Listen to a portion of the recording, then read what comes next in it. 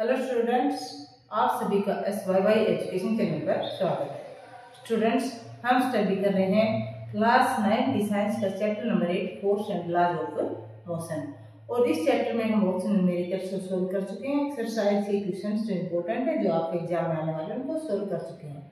आज आपका concept clear करने के लिए आज हम स्टडी करेंगे derivation for second law of motion, derivation for second law of motion, और साथ में स्टडी करेंगे applications in daily life, its application. Second law of motion की हमारी डेली लाइफ में क्या एप्लीकेशंस है, क्या यूज है। तो सबसे पहले डेरिवेशन आपको सोल्व करके दिखाएंगे, ड्राइव करके दिखाएंगे कि डेरिवेशन क्या है, सेकंड लॉ ऑफ मोशन का कैसे, सेकंड लॉ ऑफ मोशन का जो फॉर्मूला है F=m×a, ये कैसे आया। जब आपका कंसेप्ट क्लियर होगा इस लॉ का अच्छे से कि ये फार्मूला F=m×a कैसे आया, ये आपको जब पता होगा तो आपका कंसेप्ट क्लियर होगा, तो कोई भी न्यूमेरिकल आप आसानी से सोल्व कर पाएंगे। तो अब मैं इसका डेरिवेशन करके दिखाऊं, आपको सॉल्यूशन करो उससे पहले आप सभी चैनल को सब्सक्राइब कर लीजिए और बेल आइकन को ऑन कर लीजिए। सेकंड लॉ ऑफ मोशन क्या कहता है हमें कि force applied on an body, किसी बॉडी पर जब फोर्स अप्लाई किया जाता है is directly proportional to rate of change of momentum. अब rate of change of momentum mv minus mu upon time taken t, ये क्या है, rate of change of momentum. कि जो किसी ऑब्जेक्ट पे फोर्स अप्लाई किया जाता है वो किसके डायरेक्टली प्रोपोर्शनल है, वो है rate of change of momentum के डायरेक्टली प्रोपोर्शनल है। अब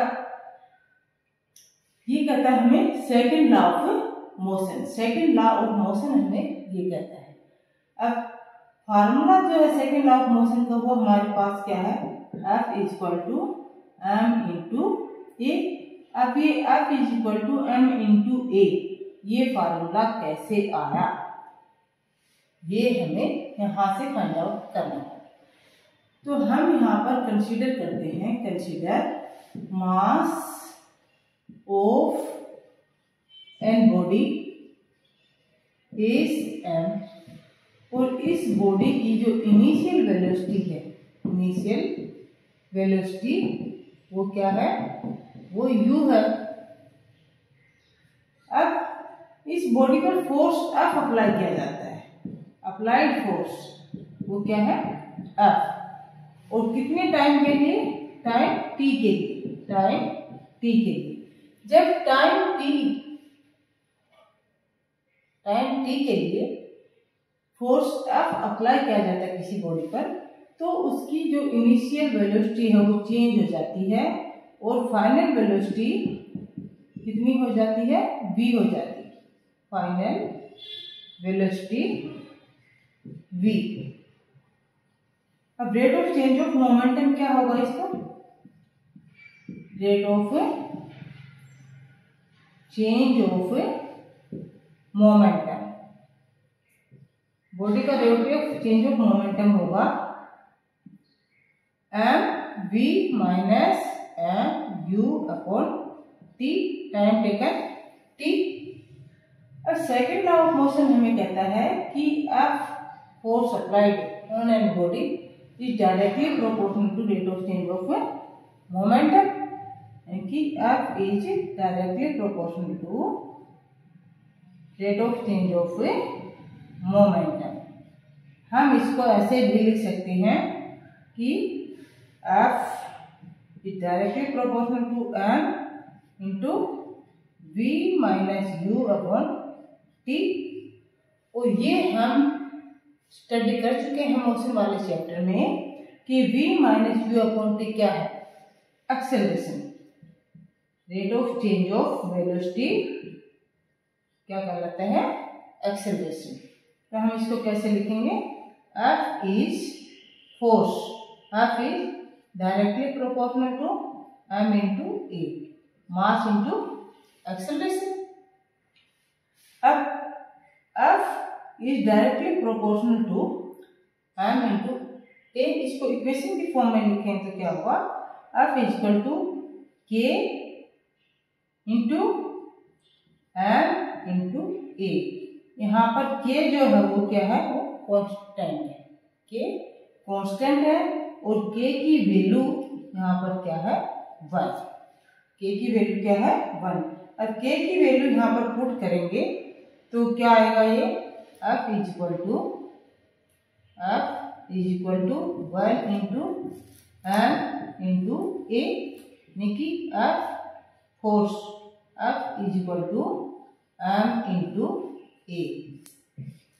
तो जो सेकेंड लॉ ऑफ मोशन का जो फार्मूला है कि force is equal to mass into acceleration, वो इस प्रकार से आता है। इस डेरिवेशन को आप ध्यान से समझिए, यह आपके जब अच्छे से समझ में आ जाएगा तो इस फार्मूले का यूज करके आप क्वेश्चन में जो पूछा गया कि rate of change of momentum क्या है उसको फाइंड आउट कर सकते हैं, मास को फाइंड आउट कर सकते हैं, एक्सेलरेशन को फाइंड आउट यहाँ से कर सकते हैं। अब यहाँ देखिए आपके सामने ये आता है कि F is equal to M into A, ये हमारा सेकेंड लॉ ऑफ मोशन का फार्मूला है। तो यहाँ से एक्सेलरेशन क्या होगा, एक्सेलरेशन हमारे पास होगा F अपॉन M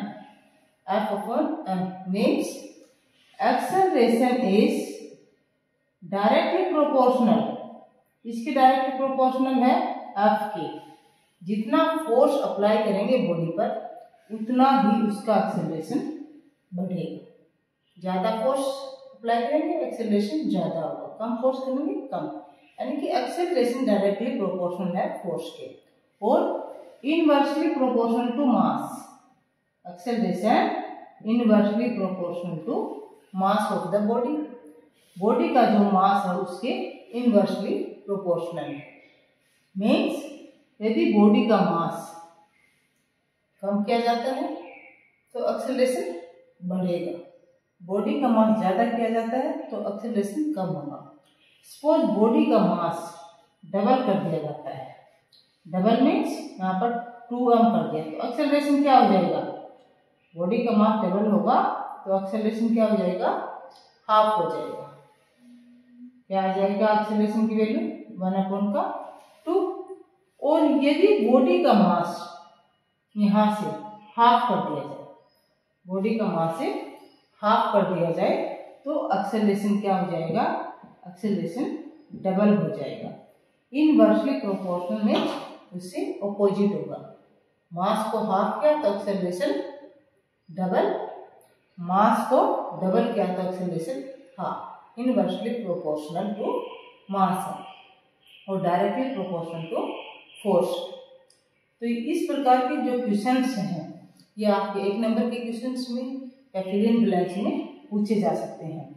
तो इस प्रकार के जो कंसेप्ट को जब अच्छे से समझ लेंगे तो इससे रिलेटेड जो भी छोटे क्वेश्चन पूछे जाएंगे 1 मार्क्स के या मैचिंग के या ब्लैंक्स के, आप उनको अच्छे से सोल्व कर पाएंगे।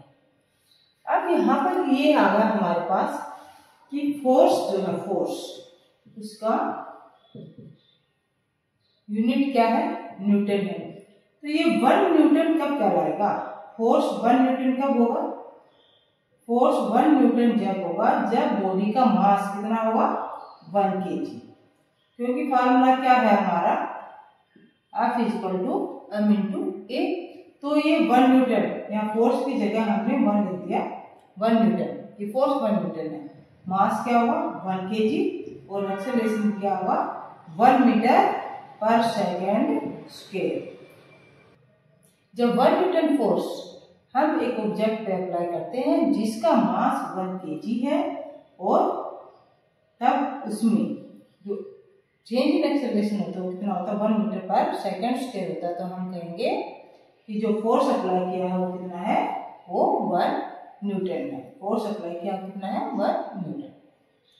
अब ये सेकंड लॉ ऑफ जो मोशन है इसकी डेली लाइफ में क्या यूटिलिटी है, कहाँ पर यूज होता है डेली लाइफ में, तो एप्लीकेशंस इन डेली लाइफ, इसकी डेली लाइफ में एप्लीकेशंस क्या क्या है।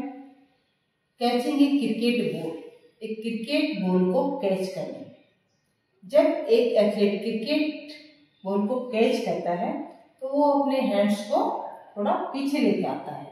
क्यों लेके आता है? ताकि जो rate of change of momentum है वो थोड़ा कम हो। एकदम से 0 होगा तो क्या होगा, फोर्स ज्यादा होगा, ज्यादा फोर्स होगा तो फील्डर के हैंड्स पे, हाथों पे चोट लगेगी।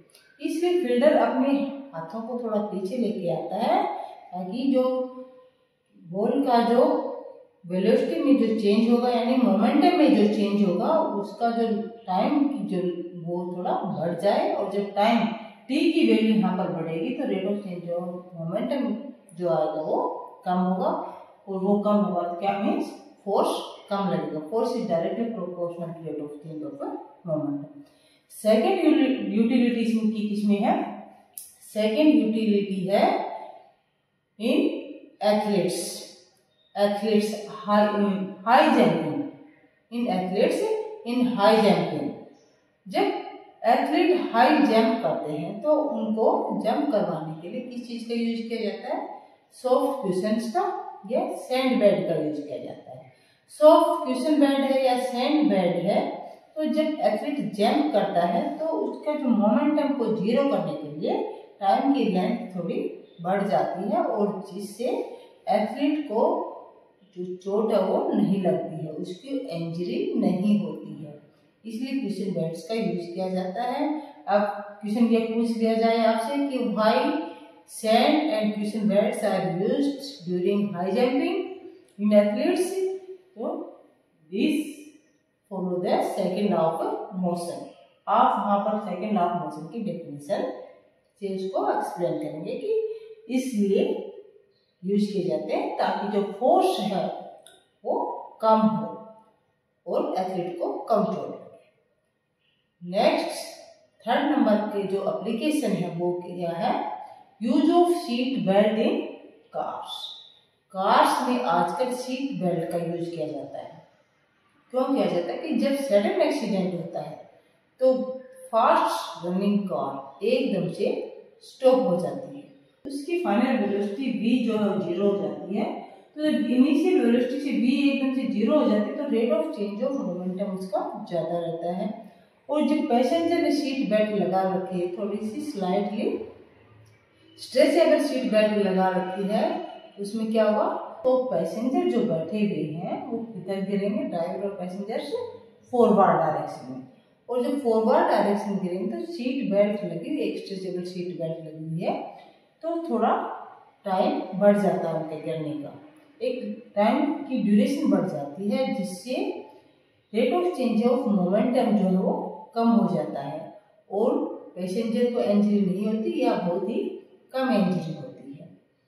तो ये सब क्वेश्चन पूछे जा सकते हैं कि why seat belt is used in the cars and why question belts are used during high jumping in athletes, why a fielder pull his hands backward when catching a ball।